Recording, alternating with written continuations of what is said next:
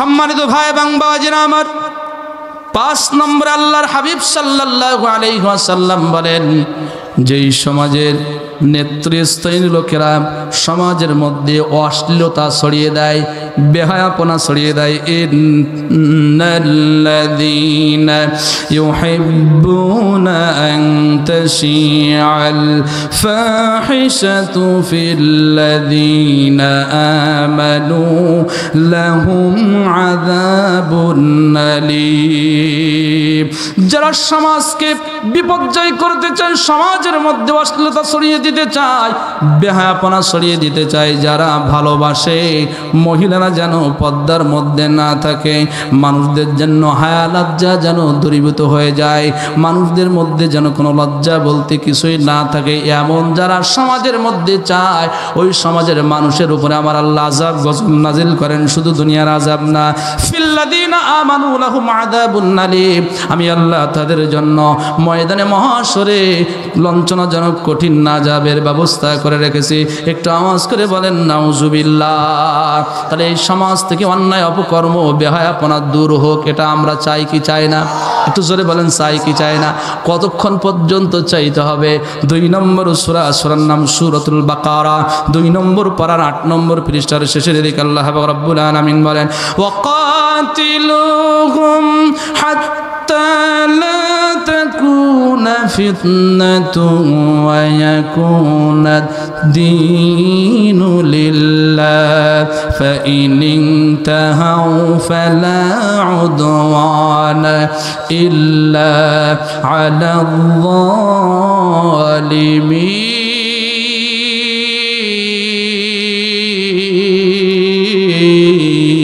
যালিমিন। আমার আল্লাহ বলছেন, তোমরা ততক্ষণ পর্যন্ত সংগ্রাম করো, প্রচেষ্টা করো, যতক্ষণ পর্যন্ত না এই সমাজ থেকে জেনা, ব্যভিচার, চুরি, ডাকাতি, জুলুম, নির্যাতন, নিষ্পেষণ দূরীভূত না হয়, অশ্লীলতা, বেহায়াপনা যতক্ষণ পর্যন্ত না দূরীভূত না হয়, ওয়া ইয়াকুনা দীনু লিল্লাহ, আর যতক্ষণ পর্যন্ত আমি আল্লাহর বিধান এই সমাজের মধ্যে, রাষ্ট্রের মধ্যে বাস্তবায়ন না হয়, ততক্ষণ পর্যন্ত তোমরা সংগ্রাম করো, লড়াই করো। কিন্তু ইসলাম বিদ্বেষীরা, জালেমেরা যদি থেমে যায়, তাদেরকে ছেড়ে দাও। আমার আল্লাহ বলছেন, লড়াই হবে ততক্ষণ যতক্ষণ পর্যন্ত না সমাজ থেকে অন্যায় অপকর্ম দূরীভূত না হয়, যতক্ষণ পর্যন্ত না আল্লাহর জমিনে আল্লাহর বিধান বাস্তবায়ন না হয়। মুমিন হিসেবে, মুত্তাকি হিসেবে আমাদের স্লোগান হবে, এ দেহে প্রাণ থাকবে যতক্ষণ সমাজ পরিবর্তনের জন্য লড়াই করব ততক্ষণ। কথা বলেন ঠিক কিনা? 5ই আগস্টে বাংলাদেশে একটি বিপ্লব হয়েছে, স্বৈরাচার জালেম বিতাড়িত করার বিপ্লব। কিন্তু আমরা আগামীর বাংলাদেশের পূর্ব দিগন্তে একটি সূর্য উদিত হওয়ার অপেক্ষায় অপেক্ষমান। আমার কলিজার টুকরা যুবক ভাইয়েরা যেভাবে ইসলামের দিকে ধাবিত হচ্ছে, আমার মনে হচ্ছে আগামীতে আর একটা বিপ্লবের ডাক আসবে। এই বিপ্লবের আন্দোলনের উদ্দেশ্য হবে কোনো দলকে সমাজের মধ্যে বাস্তবায়ন করা না। এই বিপ্লবের উদ্দেশ্য হবে সমাজ থেকে অন্যায় অপকর্ম দূরীভূত করার বিপ্লব। এই আন্দোলনের উদ্দেশ্য হবে আল্লাহর জমিনে আল্লাহর বিধান বাস্তবায়নের বিপ্লব। আল্লাহর জমিনে আল্লাহর বিধান বাস্তবায়নের জন্য কেউ যদি ডাক দেয়, নিজেকে মুসলমান পরিচয় দিয়ে মাথা থেকে টুপি খুলে মাথায় কাফনের কাপড় বেঁধে আল্লাহর জমিনে জীবন দেওয়ার জন্য তৈরি আছি কারা কারা? 2 হাত আল্লাহকে দেখিয়ে দেয় কারা কারা? আল্লাহ কবুল করুন। দলমত নির্বিশেষে কোরআন বিজয়ের জন্য আল্লাহ আমাদেরকে কবুল করুন। আর একটু আসতে বলে না। এই সমাজে যদি কোরআন দিয়ে বিচার না করা হয়, গজব আসার সম্ভাবনা আছে না নাই? দ্বিতীয়বার জালেম আসার সম্ভাবনা নাই। সৎ কাজের আদেশ, অসৎ কাজের নিষেধ না করলে ওই সম্প্রদায়ের মানুষের উপরে আল্লাহ রাগান্বিত হয়ে জালেম চাপিয়ে দেন। 17 বছর এত জালাম জ্বালাইছে, এখনো যদি সত্যের পক্ষে কথা না বলেন, তাহলে আবারও কিন্তু আসার সম্ভাবনা। এই কথাগুলো রাজনৈতিকভাবে নিয়েন না, এটা আমার মূল দায়িত্ব বলার, তাই আমি বললাম। আমরা কোরআনের পক্ষে থাকতে চাই না? সম্মানিত ভাই এবং বাবাজিরা আমার, এবার আসুন তো তিরমিজি শরীফের মধ্যে একটা হাদিস আছে।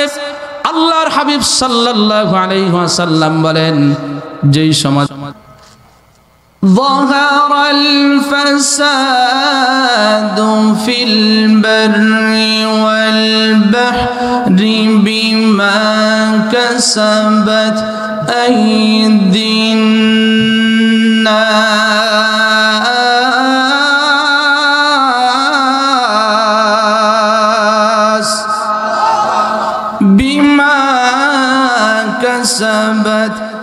أيدي الناس ليذيقهم بعض الذي عملوا لعلهم يرجعون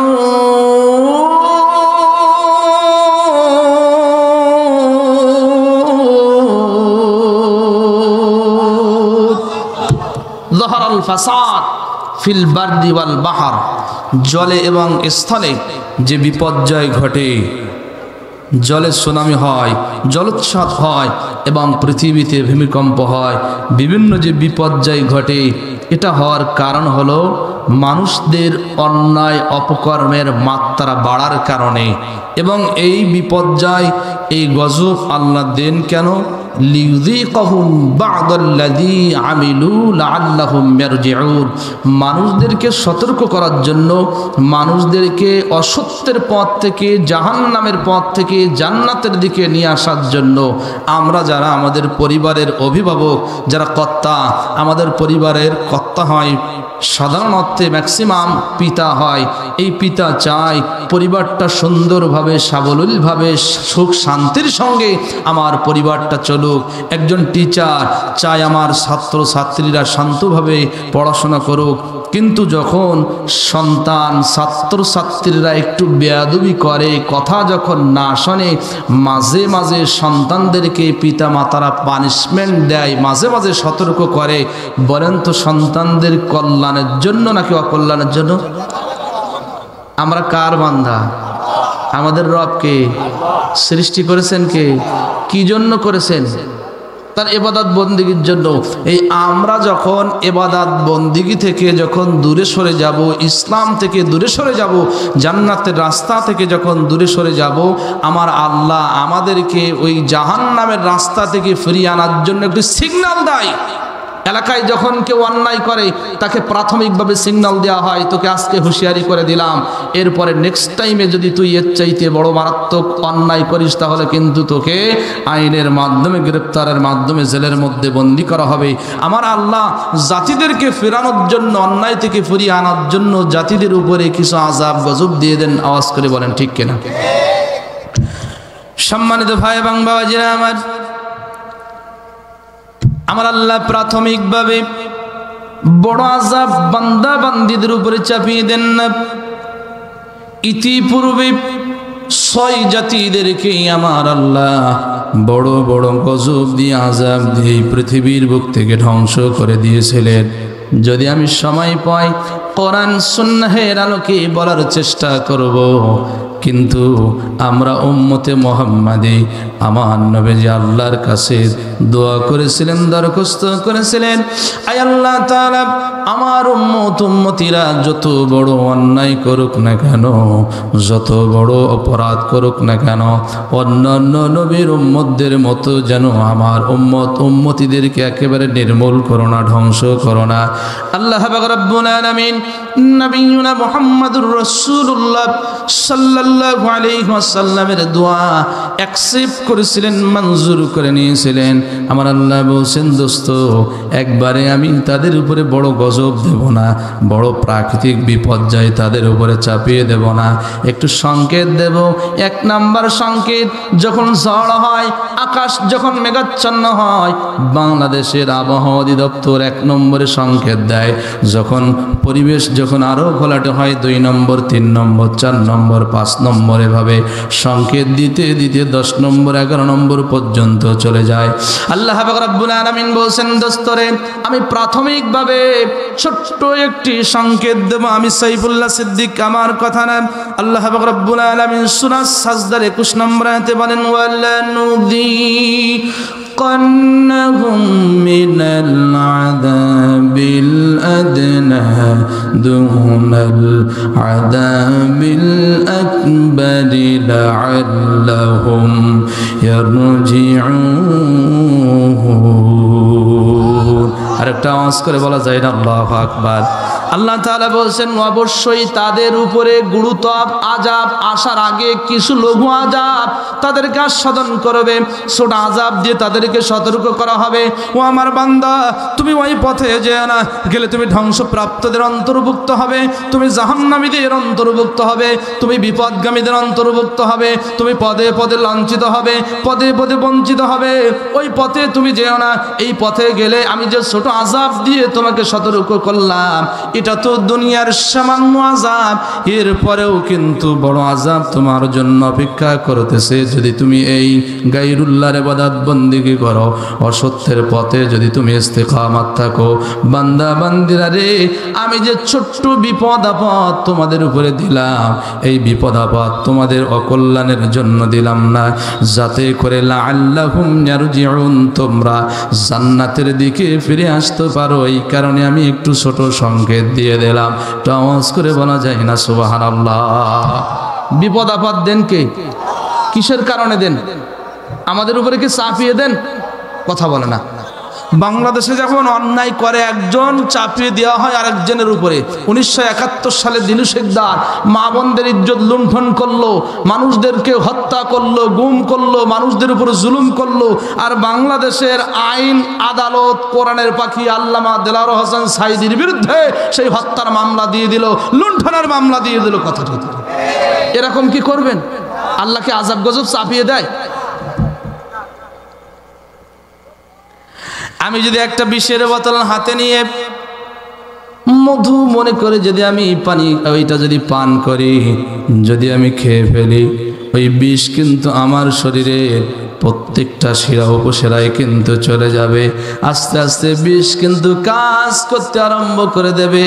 আমার আল্লাহ কোরআন আল কারীমের মধ্যে নবীজির মাধ্যমে জানিয়ে দিয়েছেন, বান্দা তুমি যদি এই পথ গ্রহণ করো, অ্যাকসেপ্ট করো, তোমাকে বিপর্যয় গ্রাস করতে পারবে না, বিপদ গ্রাস করতে পারবে না।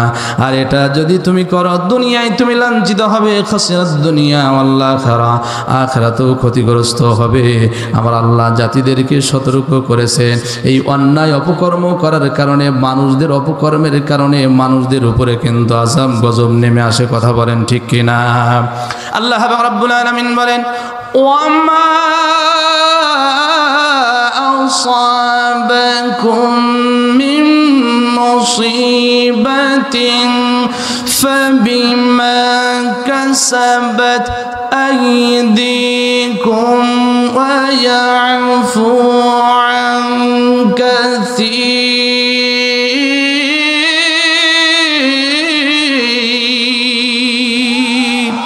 বান্দা বান্দারা রে, আমি আল্লাহ তোমাদের উপরে আযাব গজব কিন্তু চাপিয়ে দেই না। তোমাদের দুইটা হাতের কৃত কর্মের কিন্তু আমি আল্লাহ এই কামায়ের কারণে আমি আল্লাহ তোমাদের উপরে দেই। তোমরা যে অন্যায় করো, অন্যায় করার কারণে আযাব গজব কিন্তু চলে আসে। তোমরা আমি আল্লাহর সঙ্গে, আমি আল্লাহকে আল্লাহ হিসেবে না মানার কারণে, গায়রুল্লাহর ইবাদত বন্দেগী করার কারণে, বড় বড় অন্যায় অপকর্ম করার কারণে আমি আল্লাহ তোমাদের কৃত কর্মের কারণে তোমাদের মাঝে আমি কিন্তু আল্লাহ আমার পক্ষ থেকে আযাব গজব যায়। এটা তোমাদের জন্য কল্যাণ মনে করো না, বরং তোমাদের জন্য কল্যাণ। এই কারণে বাংলাদেশে আমরা যখন দেখেছি করোনা ভাইরাস যখন আসলো, মানুষেরা কিন্তু সারা জীবন আল্লাহকে স্মরণ না করলে ওই সময় আল্লাহকে ঠিকই স্মরণ করেছিল। কথা ঠিক কিনা? আরো জোরে বলেন ঠিক কিনা? ওয়াইদা মাসসাকুমুদ-দুরু ফাযু দুআইন আরিদ।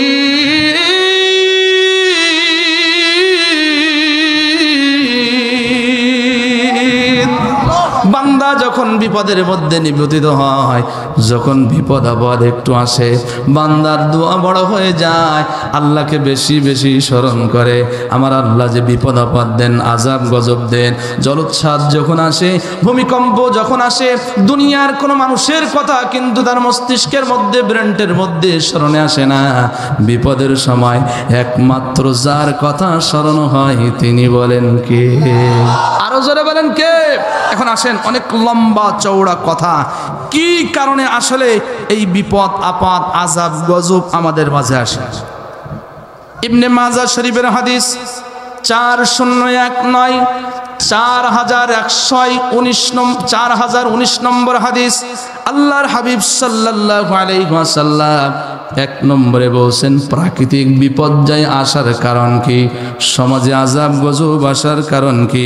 আল্লাহর হাবিব সাল্লাল্লাহু আলাইহি ওয়াসাল্লাম বলেন বান্দাদেরকে আমার আল্লাহ ব্যবসা বাণিজ্য করা হালাল করে দিয়েছেন। ওয়া হাল্লাল্লাহুল বাই'a ওয়া হাররামার রিবা। বাংলাদেশের মুসলমানেরা কোরআন স্টাডি করে না, হাদিস স্টাডি করে না, যার কারণে আমরা বাংলাদেশের অধিকাংশ মুসলমানরা মনে করি নামাজ শুধুমাত্র ইবাদত, রোজা যাকাত হজ এটাই মনে হয় শুধুমাত্র ইবাদত। না না না, ব্যবসাকেও আমার আল্লাহ ইবাদত হিসেবে গণ্য করেন, ইবাদত হিসেবে দিয়েছেন। এই ব্যবসা যদি হালালভাবে আমরা যদি করি প্রত্যেকটা সেকেন্ডে সেকেন্ডে আমলনামায় কিন্তু আমার আল্লাহ নেকি লিপিবদ্ধ করে দেবেন, সব দিয়ে দেবেন। কিন্তু বাংলাদেশে আমরা যেটা জাস্টিফাই করি, লক্ষ্য করি ব্যবসা করার ক্ষেত্রে যারা ব্যবসা করে ক্রেতা, যারা বিক্রেতা, বিক্রয় করার সময় কিন্তু ওজনে কম দেওয়ার লোক আসে না। না কথা বলে না, কথা বলে না, আসে মানে এক একজনের বাটকারা এক এক রকম, কথা বলে না। কারোর আছে 950 গ্রাম, কারোর আছে 900 গ্রাম। বাড়ি থেকে মাল মেপে নিয়ে আসে 1 কেজি 100, ব্যাপারের কাছে আসলে হয়ে যায় 1 কেজি। আসে না নাই? আল্লাহর হাবিব সাল্লাল্লাহু আলাইহি ওয়াসাল্লাম বলেন, ইবনে মাজাহ শরীফের হাদিস, কথাটা মজা করার জন্য বললাম না, খুব গুরুত্বপূর্ণ কথা, খুব দামি কথা। মানুষ নামাজ পড়ে, মানুষ রোজা রাখে, মানুষ সুন্দর সুন্দর শব্দ চয়ন করে, সুন্দর সুন্দর কথা বলে, মুখে আমার নবীজির সুন্নাত রয়েছে, পরনে জুব্বা রয়েছে, কিন্তু যখনই আপনার একটু ওজন দিতে যায় ওজনে কিন্তু করাচুপি করে, ওজনে কম দেয়। আল্লাহর হাবিব সাল্লাল্লাহু আলাইহি ওয়াসাল্লাম বলেন যেই সমাজের মানুষেরা ওজনে একটু ভেজাল দেবে, ওজনে কম দেবে, ওই সময়ে ওই সমাজের মানুষের উপর আযাব গজব নিপতিত হবে। আজকের যারা ব্যবসা বাণিজ্য করেন আল্লাহর গোলাম, খবরদার খবরদার, আপনি 1 কেজি মালে 100 গ্রাম কম দিচ্ছেন, এটা কিন্তু আপনি ওই ক্রেতাকে ফাঁকি দিচ্ছেন না, নিজের পায়ে কিন্তু নিজে কোড়াল মারতেছেন। কিয়ামতের ময়দানে কিন্তু ওই 100 গ্রাম মাল কিন্তু তাকেই দিতে হবে, আর ওখানে কোনো মালের কিন্তু ক্রয় বিক্রয় হবে না, সিস্টেম থাকবে না, টাকার সিস্টেম থাকবে না। আপনার আমলনামায় যে সওয়াব থাকবে এই সব কিন্তু অল্টারনেট করা হবে, কথা বলেন ঠিক কিনা? দুনিয়ার জিন্দেগিতে মানুষদেরকে বোকা বানানো যায়, কিন্তু আমার আল্লাহকে বোকা বানানো যায় না। কিয়ামতের ময়দানে সব কিছু ওপেন হয়ে যাবে, কথা বলেন ঠিক কিনা? ইউখাদিউনা আল্লাহা ওয়াল্লাযীনা আমানু ওয়া মা ইয়াখদাউনা ইল্লা আনফুসাহুম ওয়া মা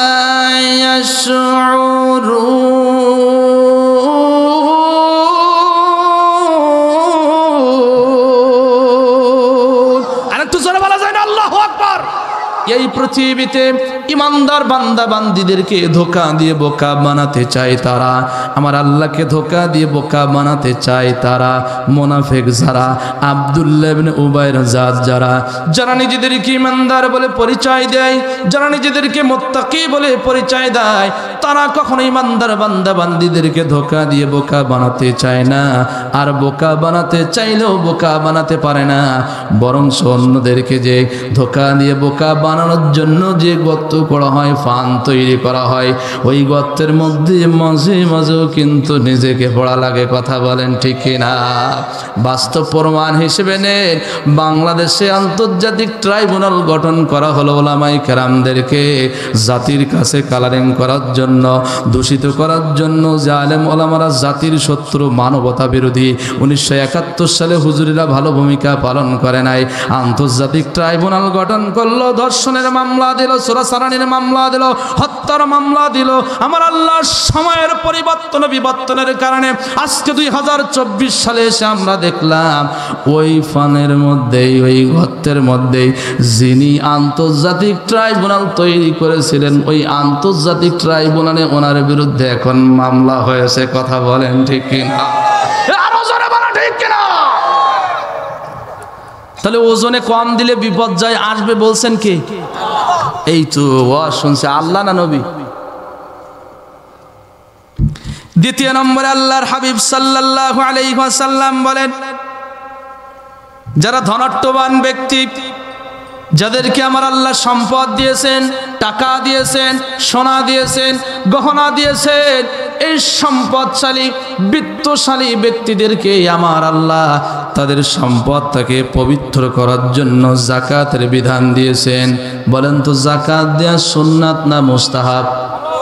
একটু কথা বলেন না কেন? সবার উপরে ফরজ না মালদারদের উপরে ফরজ? কোরআন আল কারীমের মধ্যে 82 জায়গায় আমার আল্লাহ নামাজ কায়েমের কথা বলেছেন। ইন্নাল্লাযীনা আমানু ওয়া আমিলুস সালিহাতি ওয়া আকামুস সালাতা ওয়া আতাউজ যাকাতা লাহুম আজরুহুম ইনদা রাব্বিহিম ولا خوف عليهم ولا هم يحزنون। কোরআন আল কারীমের মধ্যে যত জায়গায় আকিমুস সালাহ শব্দ ব্যবহার করেছেন, যাকাত এমন একটি ইবাদত, আমার আল্লাহ নামাজ কায়েমের পরে যাকাত দেওয়ার কথা বলেছেন। অর্থাৎ নামাজ যাকাত ছাড়া সম্পূর্ণ, যাকাত নামাজ ছাড়া সম্পূর্ণ। যা নামাজ কায়েমের পরে যাকাত দেওয়ার কথা বলেছেন। কিন্তু আমাদের সমাজে দেখা যায় অসংখ্য মানুষদের উপরে যাকাত ফরজ হয়েছে, তারা অসহায় দরিদ্রদের কাছে কিন্তু যাকাত দিতে চায় না, অর্থ সম্পদ বন্টন করতে চায় না। আপনারা আমার আর কতটুকু সম্পদ দিয়েছেন? কারণ কি আমার আল্লাহ এত সম্পদ দিয়েছিল যে তার সম্পদ যে সমস্ত ঘরে থাকতো, ওই ঘরের যে চাবিগুলো ছিল, তালা ছিল, ওই চাবিগুলো বহন করতে গিয়ে 40টা উট লাগতো। তাহলে কতই না সম্পদ আমার আল্লাহ দিয়েছিলেন। এই কারণকে যখন আমার আল্লাহ যাকাত দেওয়ার জন্য নির্দেশ দিলেন, সে যাকাত দিতে প্রাথমিকভাবে কিন্তু সে স্বীকৃতি দিল। কিন্তু যখন তার মালামালের গৃহ পশুর যখন সে হিসাব করল, হিসাব নিকাশ করার পরে লক্ষ্য করলো যে লক্ষ কোটি কোটি টাকা যাকাত আসতেছে, তখন শয়তান তার অন্তরকে গ্রাস করে ফেললো। সে বললে এত টাকা আমি যাকাত দিতে পারবো না, এত টাকা আমি যাকাত দিতে পারবো না। ও মুসা, তোমার যা ইচ্ছা তাই তুমি করো, আল্লাহর যা ইচ্ছা তাই করো। আমার আল্লাহ কারণকে সহ তার সম্পদকে মাটির নিচে বিলীন করে দিয়েছিলেন। নতেব যাকাত দেওয়ার দরকার বলেন তো আসে না? না, আরেকটু আসতে বলেন আসে না? কি দিয়ে দিতে হবে? শাড়ি আর লুঙ্গি?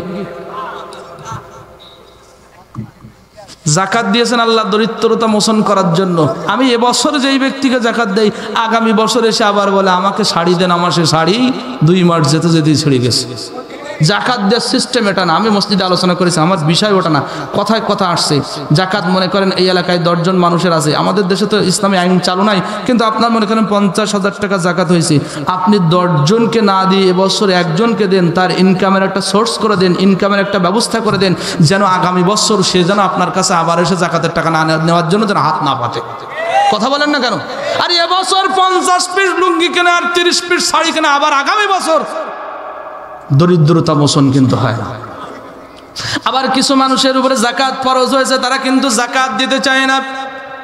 সম্মানিত ভাই এবং বাবাজিরা আমার, অবশ্যই কিন্তু যাকাত দিতে হবে। একটা হাদিস আমি শোনায় দিয়ে যাই। আল্লাহর হাবিব সাল্লাল্লাহু আলাইহি ওয়াসাল্লাম বলেন, যাদের উপরে আমার আল্লাহ যাকাত ফরজ করেছেন কিন্তু যাকাত আদায় করে না, কবরে যাওয়ার পরে তাদের সামনে টাকওয়ালা একটা সাপ দেওয়া হবে, 2 সাইড দিয়ে 2টা সাপের মুখ হবে, এবং এই সাপ সামনে এসে বলবে, আল্লাহর বান্দা, আমি তোমার সেই সম্পদ, তোমার সেই টাকা, তোমার সেই সোনা দানা গহনা, এই সম্পদ তোমাকে আল্লাহ জাস্টিফাই করার জন্য দিয়েছিল, পরীক্ষা নিরীক্ষা করার জন্য দিয়েছিল। তুমি আল্লাহর রাস্তায় যাকাত দাও কি দাও না, কিন্তু তোমার মনটাকে গলাতে পারো নাই। তুমি 5 টাকার নোট পেলে 10 টাকার নোট বানাইছো, 10 টাকা হলে 50 টাকা বানাইছো, 50 টাকা হলে 100 টাকা বানাইছো। বারবার বালিশের তল থেকে টাকা বের করে বারবার গুনেছো, কত টাকা জমা হলো, কত টাকা। যাকাত দিতে যারা স্বীকৃতি জানিয়েছিল তারা বলল, আমরা তো নামাজ পড়ি, আমরা তো রোজা রাখি, আমরা তো হজ করি, আমরা তো সিয়াম সাধনা করি, আমরা তো কোরআনে কারিম তেলাওয়াত করি, শুধুমাত্র আমরা আমাদের সম্পদ থেকে যাকাত দিতে চাই না।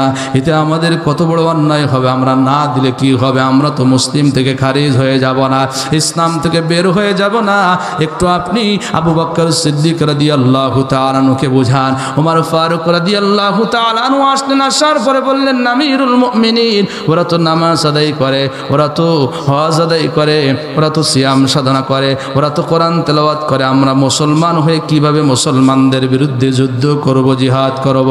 আল্লাহর হাবিব সাল্লাল্লাহু আলাইহি ওয়াসাল্লামের অন্যতম সাহাবী সাইয়েদনা আবু বকর সিদ্দিক রাদিয়াল্লাহু তাআলা আনহু বলছেন, ওমর, ইসলামের প্রাথমিক যুগে তোমার যে ঈমানের জজবা ছিল, ঈমানের উদ্দীপ্তপূর্ণ যে দৃঢ় বিশ্বাস ছিল, সেটা তোমার কোথায় হারিয়ে গেল রে ওমর?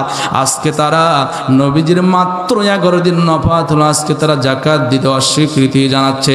আস্তে আস্তে এমন একটি সময় আসবে যাকাত বাদ দেবে, হজ বাদ দেবে, এই কোরআনের মধ্যে অনেক বিধিবিধান রয়েছে সব বাদ দিতে দিতে তারা এমন একটি পর্যায়ে চলে যাবে মৌলিক বিষয়গুলো বাদ দিয়ে ফেলবে। অতএব তোমরা যাও আর না যাও, আমি আবু বকর সিদ্দিক আমার দেহের মধ্যে যতক্ষণ পর্যন্ত প্রাণ সঞ্চারিত আছে ততক্ষণ পর্যন্ত আমি আল্লাহর বিধান যারা বাস্তবায়ন করতে চাই না ওদের বিরুদ্ধে সংগ্রাম করব, লড়াই করব। আওয়াজ করে পড়েন আল্লাহু আকবার, আরো জোরে বলেন আল্লাহু আকবার। তাহলে যাকাত দেওয়া লাগবে কি লাগবে না? একটু জোরে বলেন। যারা যাকাত দেয় না কিয়ামতের ময়দানে তারা কিন্তু অপরাধীদের কাতারের মধ্যে শামিল হয়ে যাবে। শুধু তাই নয়, আমার নবীজি বলেন, যেই সমাজের মানুষেরা যাকাত দেবে না ওই সমাজের উপরে আযাব গজব দেবেন কে? আর একটু জোরে বলে। আবার কিছু কিছু মানুষ এই যাকাতের টাকা দিয়ে মানুষদের সঙ্গে এমন অসৌজন্যমূলক আচরণ করে, মনে করে আমি যেন তাকে কিনে নিয়েছি। মনে রাখবেন, আপনি তাকে এই টাকা দিয়ে কিন্তু সহযোগিতা করলেন না বা তাকে উন্নতির একেবারে শিওরে উঠিয়ে দিলেন না, বরঞ্চ আপনি আপনার এই দায়িত্ব পালন করে আল্লাহর আযাবের হাত থেকে নিজেকে রক্ষা করলেন। কথা বলেন। সম্মানিত ভাই এবং বাবাজিরা আমার, 3 নম্বরে আল্লাহর হাবিব সাল্লাল্লাহু আলাইহি ওয়াসাল্লাম বলেন, যখন কোন জাতি আল্লাহ এবং তার রাসূলের এই যে অঙ্গীকার রয়েছে, ওয়াদা রয়েছে, এই ওয়াদার কথা ভুলে যায়, মানুষদের সঙ্গে কথা চলাচল করে, আল্লাহর সঙ্গে যে কৃত ওয়াদা করেছিল এই ওয়াদার কথা ভুলে গিয়ে পশু পাখিদের মতো ইচ্ছা মতো জীবনযাপন করে, মানুষের মাকসাদ কোথায় এটা তাদের চিন্তা চেতনার মধ্যে থাকে না। আমি মরার পরে জান্নাতে যাব নাকি জাহান্নামে যাব এটা নিয়ে মানুষ চিন্তা ফিকির করে না। আল্লাহর সঙ্গে আমরা কি ওয়াদা করেছিলাম একটু কোরআন হাদিস থেকে জানার চেষ্টা করি। আল্লাহ রাব্বুল আলামিন বলেন, আলাস্তু বিরাব্বিকুম ক্বালু বালা।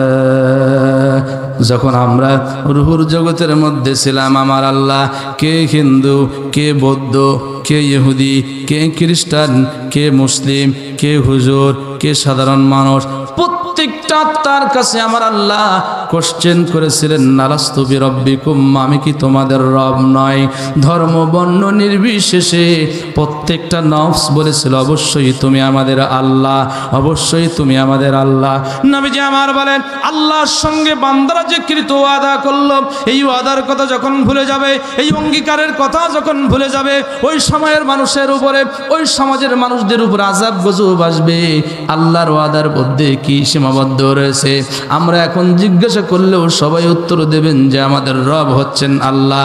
এই রব আল্লাহ বললেই কিন্তু ক্ষান্ত হবে না। 24 নম্বর পারার 19 নম্বর পারার 24 নম্বর পারার 19 নম্বর পৃষ্ঠার প্রথম দিকে আমার আল্লাহ এবং রব্বুল আলামিন বলেন, ইন্নাল الذين قالوا ربنا الله ثم استقاموا تتنزل عليهم الملائكة ألا تخافوا ولا تحزنوا وأبشروا بالجنة التي كنتم توعدون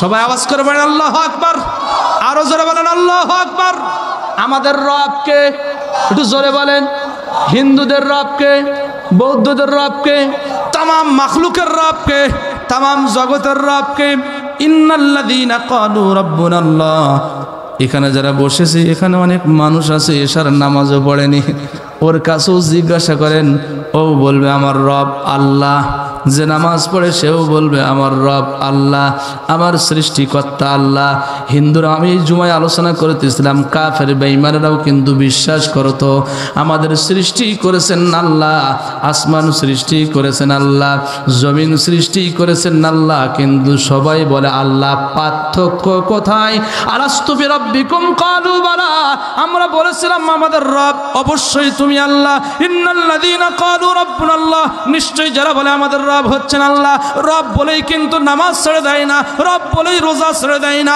রব বলেই কোরআন তেলাওয়াত ছেড়ে দেয় না সুম্মা ইসতাকামু বলার পরে এর উপরে ইস্তেকামাত থাকে রব আল্লাহ এটা বলার পরে কিভাবে আমরা ইস্তেকামাত থাকবো কোরআন স্টাডি করে দেখেন রব মানে সৃষ্টিকর্তা রব মানে রিজিকদাতা রব মানে আইনদাতা রব মানে বিধানদাতা রব মানে পালনকর্তা আমি বললাম আমার রব আল্লাহ আমার আল্লাহ আমাকে বিধান দিয়েছেন আমার আল্লাহ আমাকে নিয়ম দিয়েছেন আমার আল্লাহ আমাকে রুল দিয়েছেন এই রুলের বাইরে যাওয়া যাবে না সুম্মাস্তাকামু যেটা হালাল সেটা মানতে হবে যেটা হারাম সেটা ছেড়ে দিতে হবে এটার নামই হলো ইস্তেকামাত কথা ঠিক কিনা কিন্তু আমাদের দেশে একটু আমাদের এলাকায় জাস্টিফাই করে দেখেন রব মৌখিকভাবে স্বীকৃতি দেওয়ার মানুষের অভাব নাই কিন্তু রবের বিধান মানার লোকের অভাব আছে না না যেই সমাজের মানুষেরা আল্লাহর সঙ্গে কৃত ওয়াদা ভুলে যাবে ওই সমাজের মানুষের উপরে আযাব গজব যিনি নাজিল করবেন তিনি কে কি আপনাদের কষ্ট হচ্ছে কথা বলতে 4 নম্বরে আল্লাহর হাবিব সাল্লাল্লাহু আলাইহি ওয়াসাল্লাম বলেন যেই সমাজের মানুষেরা আল্লাহর বিধান বাদ দিয়ে মানব রচিত আইন দিয়ে দেশ পরিচালনা করবে কথাগুলো মনোযোগ দিয়ে শোনেন খুব মনোযোগ দিয়ে শোনেন আল্লাহর নবী বলেন 4 নম্বরে যেই সমাজের মানুষেরা আল্লাহর আইনকে বাদ দিয়ে ওহী প্রদত্ত আইনকে বাদ দিয়ে মানব রচিত রীতিনীতি সিস্টেম তরিকা অনুযায়ী দেশ পরিচালনা করবে রাষ্ট্র পরিচালনা করবে বিচার কায়েম করবে ওই সমাজের মানুষের উপরে আমার আল্লাহ আযাব গজব নাজিল করে দেবেন আজকের বাংলাদেশে বিগত 16টি বছর ওলামায়ে কেরামরা সব জায়গায় হক কথা বলতে পারে নাই মসজিদগুলো পর্যন্ত খতিব সাহেবগঞ্জ যখন কোরআনের পক্ষে কথা বলতো ওই কথার মধ্যে কিন্তু বাধা দিত মাহফিলের প্যান্ডেলে আমরা দেখেছি ওলামায়ে কেরামদেরকে কুকুরের বাচ্চা এর বাচ্চা তার বাচ্চা বলে গালি দিয়েছে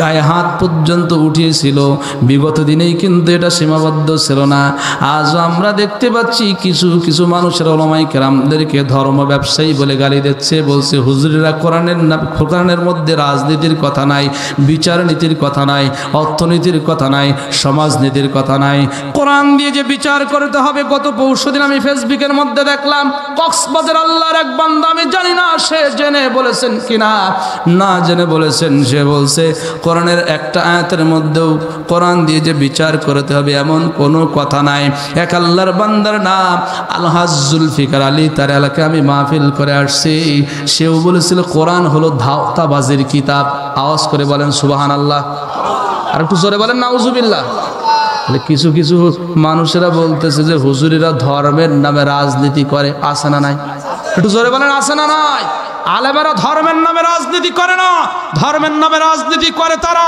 5 ওয়াক্ত নামাজ পড়ে না যারা, জুমার দিনে মাথায় একটা টুপি দিয়ে মানুষদেরকে গায়ে পা দিয়ে সামনের কাতারে গিয়ে বসে যারা। কথা বলেন না কেন, ঠিক কিনা? ধর্মের নামে রাজনীতি করে তারা। নির্বাচনের পূর্বে সুন্দর সুন্দর বলি শোনায় যারা, কিন্তু নির্বাচনের পরে তাদের আর ওয়াদার কথা মনে থাকে না। ধর্মের নামে রাজনীতি করে তারা। মঞ্চে দাঁড়িয়ে সুন্দর সুন্দর বক্তব্য দেয় যারা, কিন্তু মঞ্চ থেকে নামে উলামায়ে কেরামদের বিরুদ্ধে অবস্থান করে যারা। ধর্মের নামে রাজনীতি করে তারা, ধর্মের নামে হুজুরের রাজনীতি করে না। এই যে টুপি আমরা মাথায় দেই, এটা কি শুধু একটা সিজনে মাথায় দেই? কথা বলে না।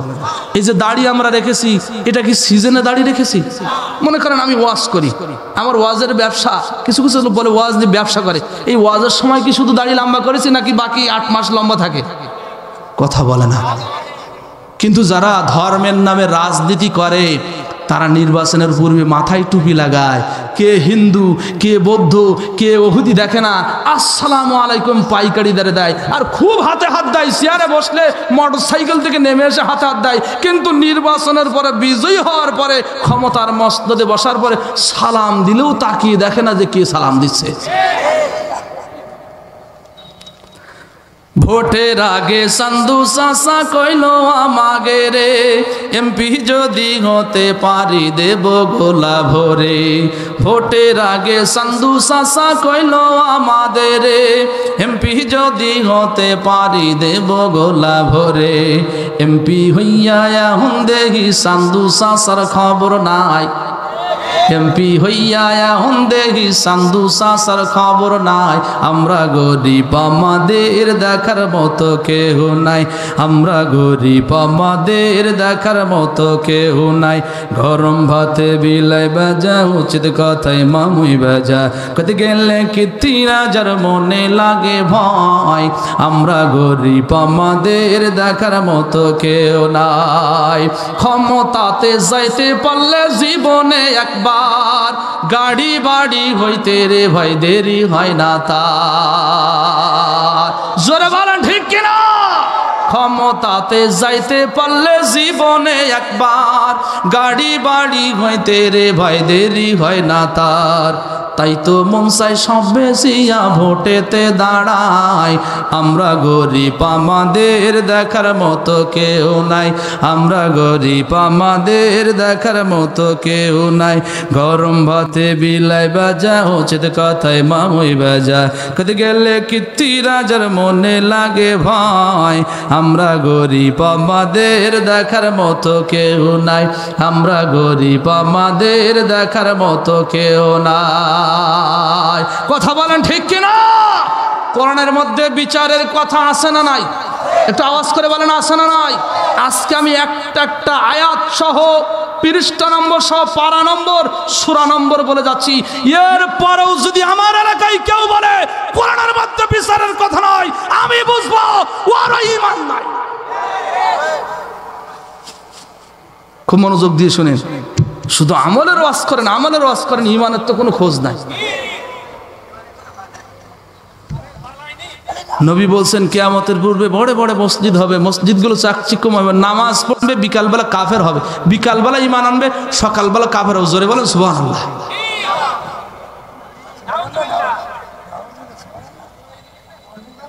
খেয়াল করেন, খেয়াল করেন আমার দিকে। আমি আপনাদের মনোযোগ ঠিক আছে কিনা তাই দেখতেছি। মাঝে মাঝে এরকম করি, আপনারা জানেন না। 4 নম্বর সূরা, সূরার নাম সূরা আন-নিসা। কয় নম্বর সূরা? সূরার নাম সূরা আন-নিসা। হিফজুল কোরআন 5 নম্বর পারার 14 নম্বর পৃষ্ঠার 14 নম্বর লাইন, 105 নম্বর আয়াত। আল্লাহ রাব্বুল আলামিন বলেন, ইন্না আনজালনা ইলাইকাল কিতাবা বিল হক লিতাহকুমা বাইনান নাসি বিমা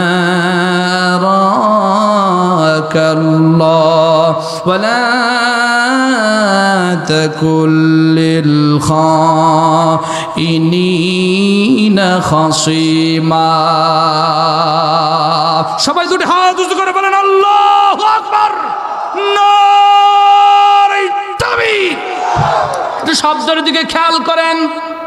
ইন্না মানে নিশ্চয়, আনজালনা আমি নাজিল করলাম, ইলাইকাল কিতাব, হে রাসূল তোমার উপর আমি যে কিতাব নাজিল করলাম, বিল হক। এই পৃথিবীতে অনেক লেখক বই লেখেন, দর্শন নিয়ে, সায়েন্স নিয়ে, কোরআন নিয়ে তাফসির লেখেন। এই তাফসির কারকগণও কিন্তু ভূমিকায় লেখেন। আমি মানুষ হিসেবে আমার ভুল ত্রুটি হতে পারে। আপনাদের চোখে যদি কোনো ভুল ত্রুটি দেখা পড়ে একটু আমাকে জানিয়ে দেবেন, তাহলে পরবর্তীতে আমি শুধরে নেব। কিন্তু আমার আল্লাহ বলছেন, হে আমার হাবিবুল্লাহ, তোমার উপরে যে কিতাব নাজিল করেছি বিল হক, এই কিতাব নাজিল করার ক্ষেত্রে আমি আল্লাহ এই কিতাবের মধ্যে কোনো সন্দেহ ঢুকাই নাই, এই কিতাবের মধ্যে কোনো ত্রুটি ঢুকাই নাই। লা ইয়াতিহিল বাতিলু মিন বাইনি ইয়াদাইহি ওয়ালা মিন খালফি তানজিলুম মিন হাকীমিন হামিদ।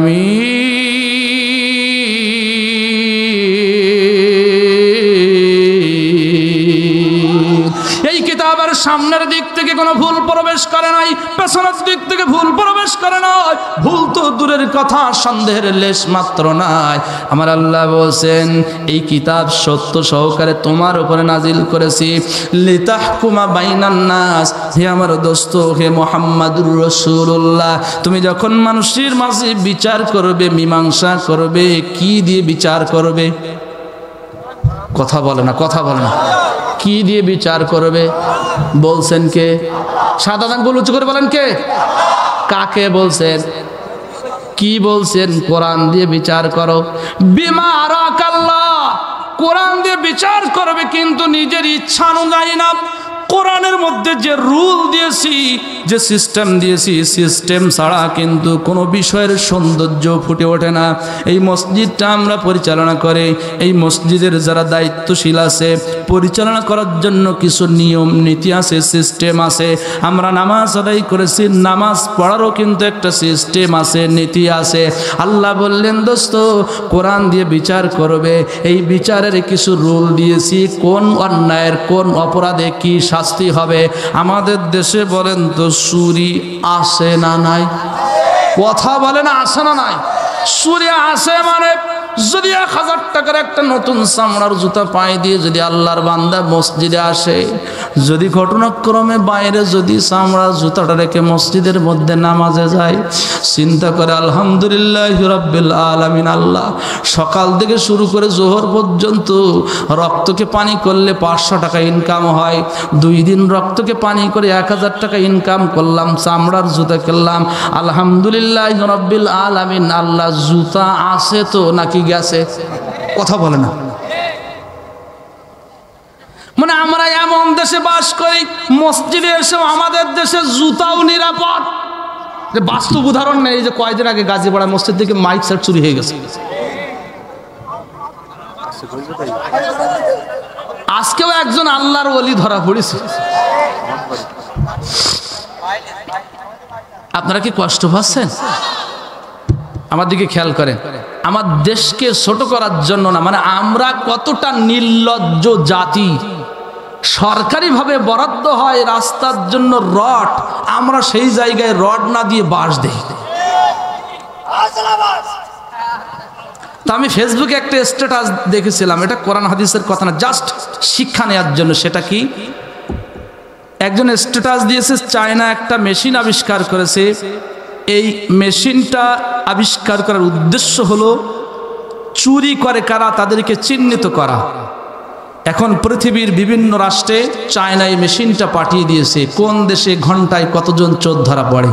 বিভিন্ন রাষ্ট্রে পাঠালেন, বিভিন্ন রাষ্ট্রে ঘন্টায়, কোনো রাষ্ট্রে 10 জন, কোনো রাষ্ট্রে 20 জন, কোনো রাষ্ট্রে 30 জন, কোনো রাষ্ট্রে 40 জন। তারা গণমাধ্যমের মাধ্যমে, পত্রপত্রিকার মাধ্যমে জানতে পেরেছে বাংলাদেশ কিছুতে চ্যাম্পিয়ন না হলেও কয়েকবার দুর্নীতিতে চ্যাম্পিয়ন হয়েছে। তারা জনগণের টাকাগুলো নিজের বাপের টাকা মনে করে পকেটের মধ্যে ঢুকাতে খুব স্বাচ্ছন্দ্য বোধ করে। অতএব বাংলাদেশে একটু পাঠিয়ে দেখি ঘন্টায় কতজন চোর ধরা পড়ে। আল্লাহর বান্দারা পাঠিয়ে দিলেন। বাংলাদেশে এয়ারপোর্টে আসার 30 মিনিটের ভিতরেই বাংলাদেশের মানুষ এত চালাক, 30 মিনিটের ভিতরেই সেই চোর ধরা মেশিনই গায়েব করে দিয়েছে। কথা কি বুঝতেছেন? তাহলে আমাদের দেশে চুরি আছে না নাই? একটু জোরে বলেন, আছে না নাই? এই চোরদের বিচার কিভাবে করতে হবে? 5 নম্বর সূরা। আমি কিন্তু পয়েন্টের উপরে আসি, যারা কোরআন দিয়ে বিচার ফয়সালা করবে না, ওই সমাজের মানুষের উপরে আযাব গজব যিনি দিবেন তিনি কে? একটু জোরে বলেন তিনি কে? পয়েন্টের উপরে আসি। কিছু কিছু মানুষেরা বলে, হুজুরিরা যে বলে কোরআন দিয়ে বিচার করতে হবে, কোরআন দিয়ে জজ কোর্ট, কোরআন দিয়ে হাইকোর্ট, কোরআন দিয়ে সুপ্রিম কোর্ট চালাতে হবে। আসলে কোরআনের মধ্যে কোনো রুল নাই, নীতি নাই, সিস্টেম নাই। আমি তাদেরকে বোঝানোর জন্য এই কথাগুলো বলতেছি। চোর যদি ধরা পড়ে, 5 নম্বর সূরা, সূরার নাম সূরাতুল মায়েদা, 3, 6, 36 নম্বর আয়াত, 6 নম্বর পারা 13 নম্বর পৃষ্ঠার 2 নম্বর লাইন। আল্লাহ রাব্বুল আলামিন বলেন, ওয়াস-সারিকু ওয়াস-সারিকাতু ফাকাতাউ আইদিয়াহুমা জাযাআম বিমা কাসাবা নাকালাম মিনাল্লাহ ওয়াল্লাহু আজিজুন হাকীম।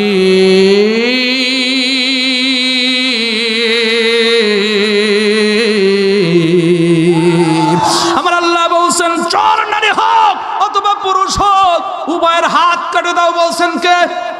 আমার দেশে কি হাত কাটার এই আইন চালু আছে? যদি হাত কাটার আইন চালু থাকতো, বড় বড় নেতাদের 2টা হাত কাটা থাকতো।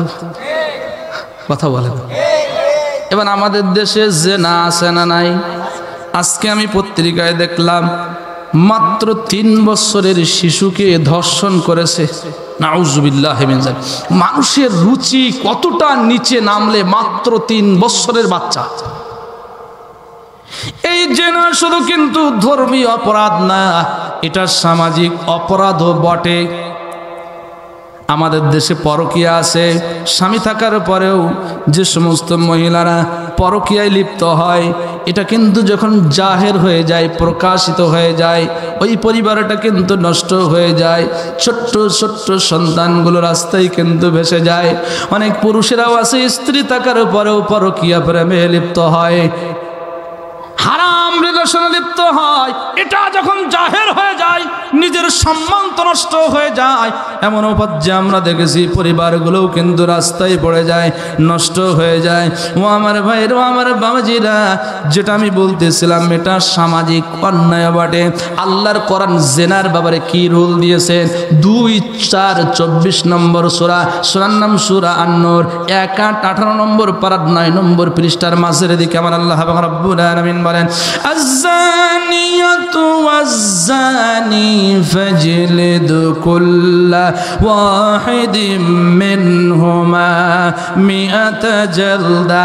আমার আল্লাহ বলেন, জিনাকারী কারণী যদি অবিবাহিত হয়, ওদেরকে 100 বেত্রাঘাত মারো। 100 বেত মারতে বলছেন কে? জোরে বলেন। আমাদের দেশে কি জিনা আছে? ধর্ষণ আছে? কথা বলে না।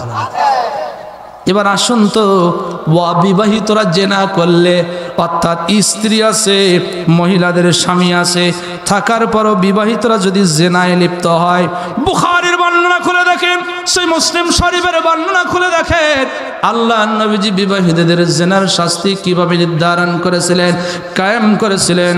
আল্লাহ নবীজি বুক পর্যন্ত মাটির ভিতরে গাড়তেন, গাড়ার পরে তাদেরকে ততক্ষণ পর্যন্ত দূর থেকে পাথর নিক্ষেপ করতেন, যতক্ষণ পর্যন্ত না সে এই পৃথিবীর বুক থেকে চিরবিদায় নেয়। পাথর ততক্ষণ পর্যন্ত তার দেহের মধ্যে পড়বে, যতক্ষণ পর্যন্ত সে জিন্দা থাকবে। বলেন তো আমাদের দেশে এই আইন আছে? কিন্তু আমরা দেখেছি যারা 100 সেঞ্চুরি করে জেনা করে, তারা কিন্তু উদযাপন করে, মিষ্টি বিতরণ করেছে, আমরা দেখেছি। কিন্তু যারা ধর্ষণ করে নাই, যারা জেনা করে নাই, তাদেরকেই ধর্ষণকারী সাজানো হয়েছে। কথা বলেন ঠিক কিনা? মদ পানকারী আসে না নাই? বলে হুজুর, প্রশাসন এসে বলে, হুজুর আমাদের এলাকায় খুব উপদ্রব, যুবকেরা এখন ধ্বংসের অধঃপতনের অধতলে চলে গিয়েছে। এখন তো আমার এলাকায় ওপেনে গাঁজা খাচ্ছে, ওপেনে মদ পান করতেছে, আর আপনি মসজিদে বসে বসে সুবহানাল্লাহ আলহামদুলিল্লাহ করতেছেন। আপনার সুবহানাল্লাহ আলহামদুলিল্লাহ মসজিদের ছাদের উপরে উঠবে না। আরে বাবা, আমার ছেলে কি করে আমি দেখবো, তুমি দেখার কি? এতটুকু ছেলে সিগারেট টানের স্টাইল দেখলে মনে হয় যে ভিলেন ফেল। আশ্চর্য হয়ে যায়। আল্লাহ, আস্তাগফিরুল্লাহল আযীম। আল্লাহ এই ধ্বংসাত্মক কাজের হাত থেকে আমার কলিজার টুকরা যুবক ভাইদেরকে হেফাজত করুন। আর একটা আসতে বলেন, এই মদ পান করলে 80 দৌড়া মারতে হবে। আমি যে কথাগুলো বললাম আমার বাবার কথা বলে না, এ আমার এলাকার নানা মামুদের কথা, আমার মসজিদের মুসল্লিদের কথা, আমার দেশের প্রধানমন্ত্রীর কথা। কার কথা? এই কথা বলার কারণে যদি আমাদেরকে ধর্ম ব্যবসা বলে আমরা মনক্ষুণ্ণ হই না, কারণ আমরা জানি ধর্মের সঠিক কথা বলার কারণে মাঝে মাঝে গালি খাওয়াও সুন্নাত, জেলের মধ্যেও যাওয়া সুন্নাত। অতএব আমাদেরকে যতই ধর্ম ব্যবসায়ী বলে গালি দাও না কেন, কোরআনের হক কথা ছেড়ে দেবো না। কথা ঠিক কিনা? মানুষ এখন বুঝে গেছে জাতি আর পাগল নাই, জাতির চোখ কান নাক বিবেক সব খোলা। জাতি বুঝতে শিখেছে কোনটা হক কোনটা বেঠিক। কিন্তু যেই জাতি যেই মানুষ হক জানার পরেও হককে হক হিসেবে স্বীকৃতি দেয় না, উলাইকা কাল আনআমি বাল হুম আদাল, এরা পশুর মতো। না না না, পশুর চাইতেও নিকৃষ্ট। আমার আল্লাহ বলছেন আজকে ওপেনে বাংলাদেশে কিছু কিছু আল্লাহর বান্দারা কোরআন হাদিসের বিরুদ্ধে কথা বলছে। আমি বলতে চাই, আমার বাবাও যদি কোরআনের বিরুদ্ধে যায়, আমার মাও যদি কোরআনের বিরুদ্ধে যায়, আমার ভাই যদি কোরআনের বিরুদ্ধে যায়, আমি নিজেকে যদি ইমানদার বলে দাবি করি, মুমিন বলে যদি দাবি করি, আমি যদি মুসলমান বলে দাবি করি, আমার বাবা যদি কোরআনের বিরুদ্ধে যায়, প্রয়োজনে বাবার বিরুদ্ধে অস্ত্র ধারণ করতে হবে। কিন্তু এই জাতি এত কপাল পড়া। আজকের বাংলাদেশে তো একটা দুইটা না, প্রায় 55টি জেলা ভ্রমণ করেছি। সেই অক্টোবর থেকে শুরু হয়েছে, মসজিদ কমিটি খালি বলছে যে জুমায় আসে না, জুমায় আসে না। মাহফিলে শ্রোতা নাই কেন? এই কোরআনের রাজ কায়েমের পক্ষে কথা বলার কারণে কিছু কিছু স্বার্থান্বেষী মানুষেরা মাহফিলে আসতেছে না। যে গেলে তো হুজুরেরাও এই ধর্মের নামে রাজনীতির কথা বলবে। এটা ধর্মের নামে রাজনীতির কথা না। মনে রাখবেন, আমার পরিচয় আমি জামাত ইসলামের কর্মী না, আমার পরিচয় আমি বিএনপির কর্মী না, আমার পরিচয় আমি কিন্তু জাসদের কর্মী না, আমার পরিচয় আমি চরমনাই পীরের মুরিদ না, আমার পরিচয় কিন্তু আমি ফুরফুরার পীরের মুরিদ না, আমার পরিচয় আমি হলাম মুসলমান। আগামীর বাংলাদেশ আমাদের স্লোগান হবে মুসলমান হিসেবে আগামীর বাংলাদেশ, কোরআনের বাংলাদেশ, আগামীর বাংলাদেশ, আলেম ওলামাদের বাংলাদেশ, আগামীর বাংলাদেশ, মাজলুমদের বাংলাদেশ। আগামীর বাংলাদেশে কোরআন বিজয়ের পথে যারাই বাধাগ্রস্ত করবে সেকে আমরা দেখব না, তাকেই কিন্তু সাইজ করা হবে। কথা ঠিক না? কি আমরা দেখব না? হয় মরবো, না হলে কথা বলে না। তাহলে কোরআন দিয়ে যেই জাতি বিচার করে না, ওই জাতির উপরে রহমত নাজিল করেন কে? ঠিক আছে শ্রোতা, ঠিক আছে। গজব নাজিল করেন কে? আর একটু জোরে বলে। সম্মানিত ভাই বাংলাদেশিরা আমার, 5 নম্বরে আল্লাহর হাবিব সাল্লাল্লাহু আলাইহি ওয়াসাল্লাম বলেন, যেই সমাজের নেতৃস্থানীয় লোকেরা সমাজের মধ্যে অশ্লীলতা ছড়িয়ে দেয়, বেহায়াপনা ছড়িয়ে দেয়, ইন্নাল্লাযীনা ইউহিব্বুনা আন তাশিআল ফাহিশাতু ফিল্লাযীনা আমানু লাহুম আযাবুন আলীম। যারা সমাজকে বিপর্যয় করতে চায়, সমাজের মধ্যে অশ্লীলতা ছড়িয়ে দিতে চায়, বেহায়াপনা ছড়িয়ে দিতে চায়, যারা ভালোবাসে মহিলারা যেন পর্দার মধ্যে না থাকে, মানুষদের জন্য হায়া লজ্জা যেন দূরীভূত হয়ে যায়, মানুষদের মধ্যে যেন কোনো লজ্জা বলতে কিছুই না থাকে, এমন যারা সমাজের মধ্যে চায়, ওই সমাজের মানুষের উপরে আমার আল্লাহ আযাব গজব নাজিল করেন। শুধু দুনিয়ার আযাব না, ফিল্লাযীনা আমানু লাহুম আযাবুন আলীম। আমি আল্লাহ তাদের জন্য ময়দানে মহাশরে লাঞ্ছনাজনক কঠিন আযাবের ব্যবস্থা করে রেখেছি। একটু আওয়াজ করে বলেন নাউজুবিল্লাহ। তাহলে এই সমাজ থেকে অন্যায় অপকর্ম বেহায়াপনা দূর হোক, এটা আমরা চাই কি চাই না? একটু জোরে বলেন, চাই কি চাই না? কতক্ষণ পর্যন্ত চাইতে হবে?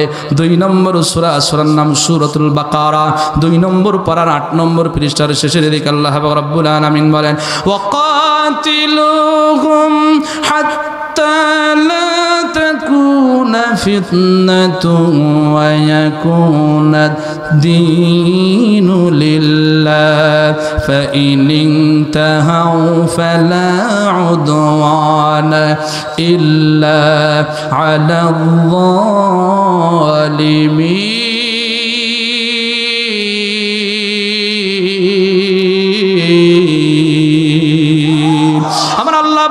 তোমরা ততক্ষণ পর্যন্ত সংগ্রাম করো, প্রচেষ্টা করো যতক্ষণ পর্যন্ত না এই সমাজ থেকে জেনা, ব্যভিচার, চুরি, ডাকাতি, জুলুম, নির্যাতন, নিষ্পেষণ দূরীভূত না হয়, অশ্লীলতা, বেহায়াপনা যতক্ষণ পর্যন্ত না দূরীভূত না হয়,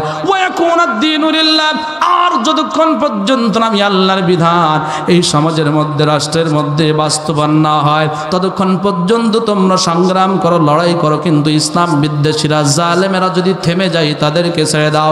আমার আল্লাহ বলছেন লড়াই হবে ততক্ষণ যতক্ষণ পর্যন্ত না সমাজ থেকে অন্যায় অপকর্ম দূরীভূত না হয়, যতক্ষণ পর্যন্ত না আল্লাহর জমিনে আল্লাহর বিধান বাস্তবায়ন না হয়। মুমিন হিসেবে, মুত্তাকি হিসেবে আমাদের স্লোগান হবে এ দেহে প্রাণ থাকবে যতক্ষণ সমাজ পরিবর্তনের জন্য লড়াই করব ততক্ষণ। কথা বলেন ঠিক কিনা? 5ই আগস্টে বাংলাদেশে একটি বিপ্লব হয়েছে, স্বৈরাচার, জালেম বিতাড়িত করার বিপ্লব।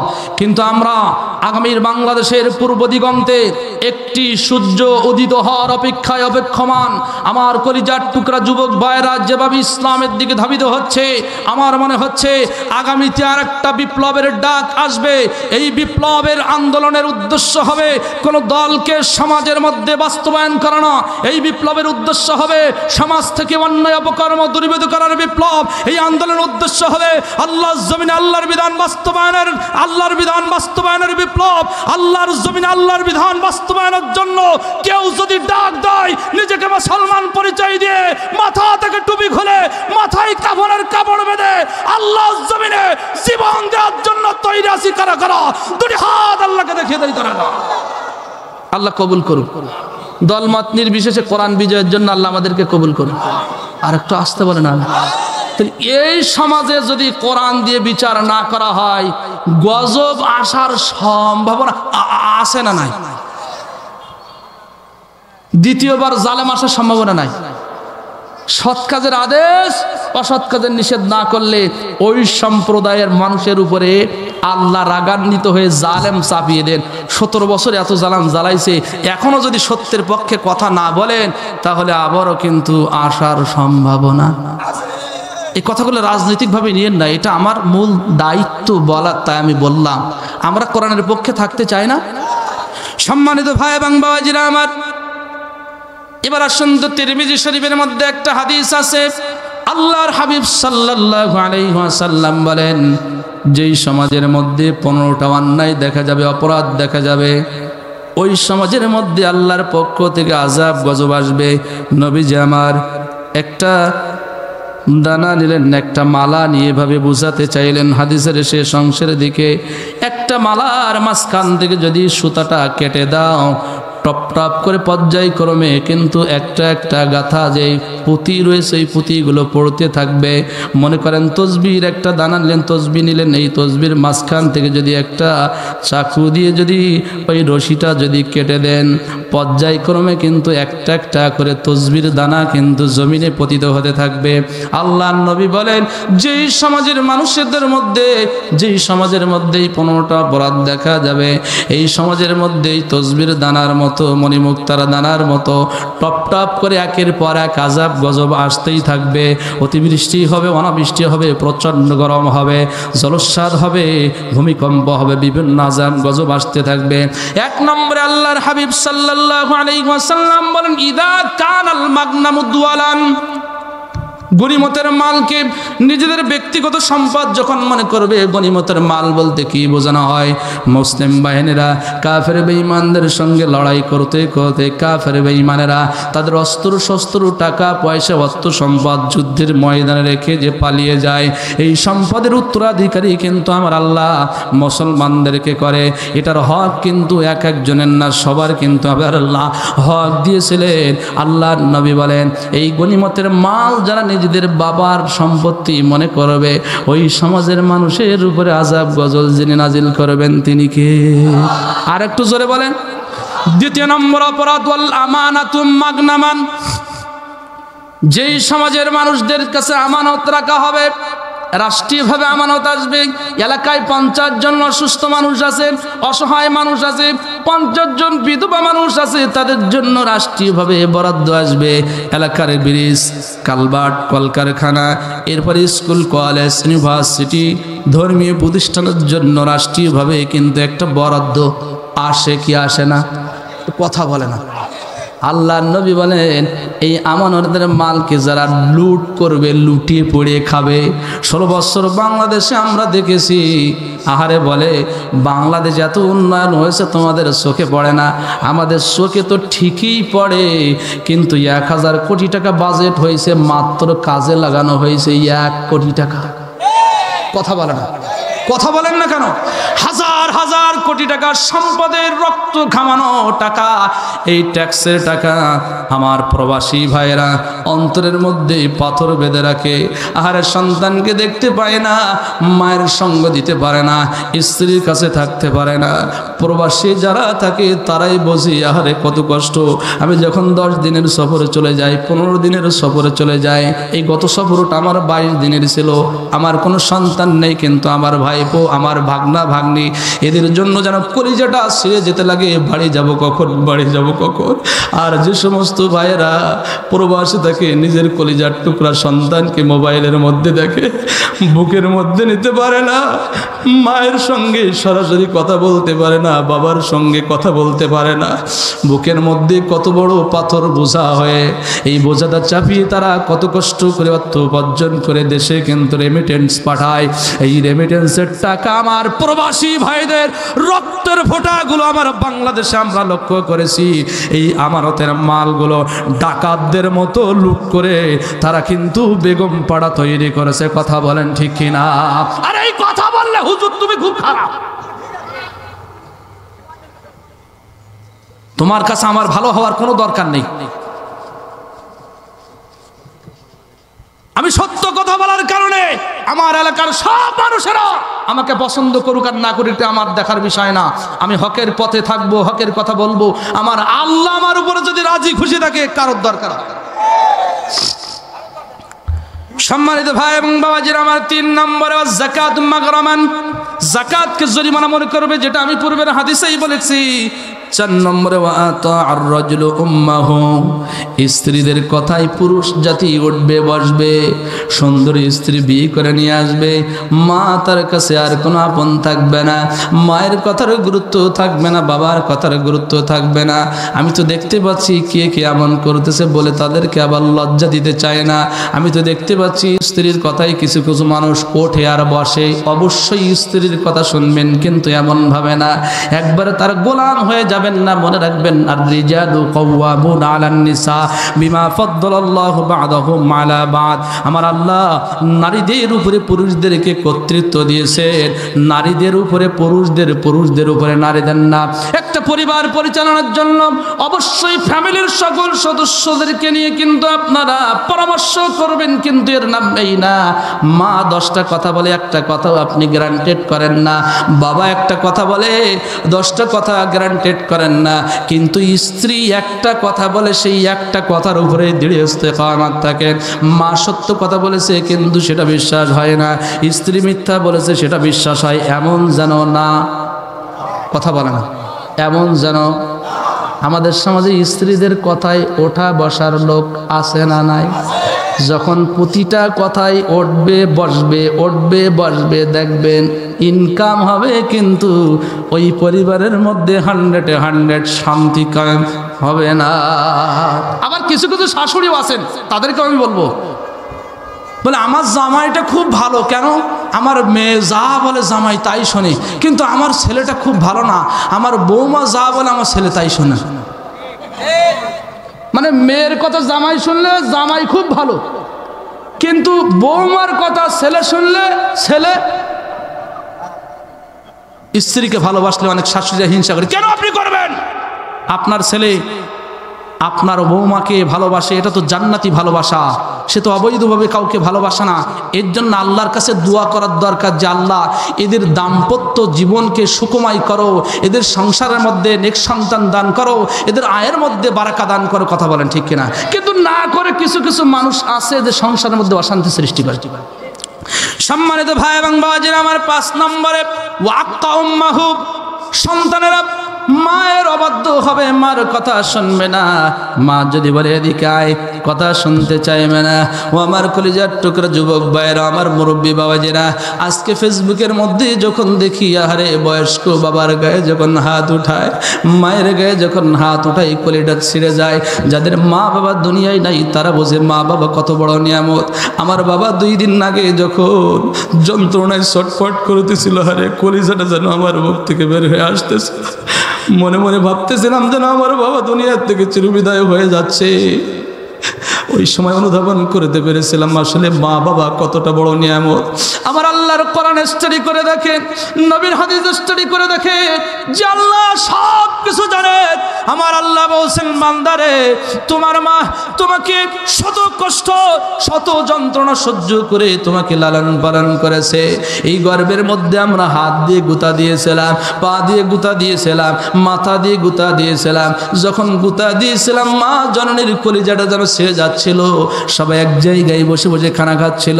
হঠাৎ করে কাপড়ের আঁচলটা গালের মধ্যে দিয়েছে। কি ব্যাপার বৌমা, তোমার কি হচ্ছে? মা জননী নিজের কষ্ট নিজের মধ্যে বুকের মধ্যে চাপা রেখেছিল। সন্তান যখন পেটের মধ্যে নড়াচড়া বন্ধ হয়ে যায়, বাড়িতে সবাই ঘুমায় কিন্তু মা জননী ঘুমায় না।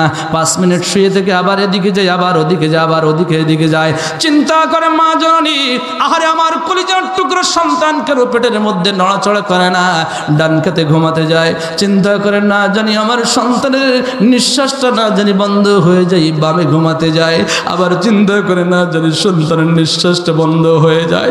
আল্লাহ সন্তানের সঙ্গে মায়ের অন্তরের সঙ্গে এমন একটা কানেকশন দিয়ে থাকেন, শত কষ্ট যন্ত্রণা সব কিছু সংবরণ করে নেন, মেনে নেন। মা অন্তরে অন্তরে শুধুই আশা লালন করে, আমার কলিজার টুকরা সন্তান কবে পৃথিবীর মুখ দেখবে, আর কবে আমার এই সন্তানকে আমি বুকের সঙ্গে আগলিয়ে নেব, আমার এই অন্তরের তৃষ্ণাকে আমি নিবারণ করব। মায়ের সঙ্গে বিয়াদবি করবেন না, বাবার সঙ্গে বিয়াদবি করবেন না। নবীজি আমার বলেন, এই সন্তান পৃথিবীতে ভূমিষ্ঠ হওয়ার পরে 2.5 বছর মা জননী এই সন্তানকে বুকের দুধ পান করান। কোন সন্তান যদি ওই সন্তান যদি বুকের চামড়াটা ছিঁড়ে যদি মা জননীর পায়ের যদি স্যান্ডেল বানিয়ে দেয়, 1 ফোঁটা দুধের ঋণ কোন সন্তান মায়ের শোধ করতে পারবে না। কথা ঠিক কিনা?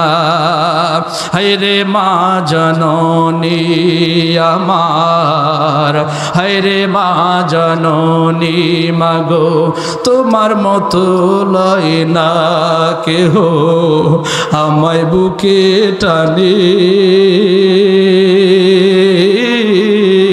আঁচল দিয়া মোছে না কে,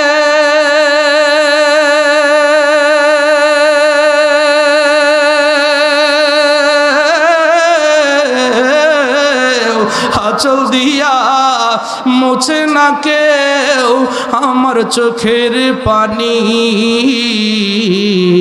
হায় রে মা জননী আমার, হায় রে মা জননী, চইলা গেলা কন্যা জানাই আমায় নিলানা,